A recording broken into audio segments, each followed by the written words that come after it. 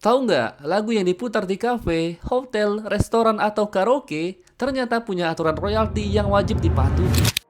Karena itu, kantor wilayah Kementerian Hukum Sumatera Selatan menggelar sosialisasi pencegahan pelanggaran hak cipta terkait royalti lagu dan musik di Palembang. Kegiatan pemberdayaan kekayaan intelektual di wilayah tentang pencegahan pelanggaran hak cipta dengan mengangkat tema peningkatan pemahaman dan kesadaran hukum hak cipta royalti lagu atau musik di wilayah secara resmi saya nyatakan dibuka.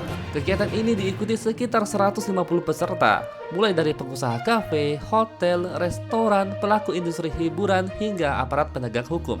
Kepala Kantor Wilayah Kementerian Hukum Sumatera Selatan, Maju Amita Siburian menyampaikan, penggunaan musik secara komersial terus meningkat, namun kepatuhan pembayaran royalti masih dinilai belum optimal.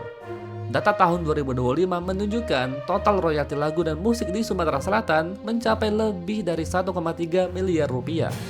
Dengan sektor karaoke menjadi penyumbang terbesar, pemerintah kini mendorong pendekatan edukatif dan preventif melalui sosialisasi agar pelaku usaha memahami pentingnya lisensi musik resmi dan mengurangi potensi pelanggaran hak cipta.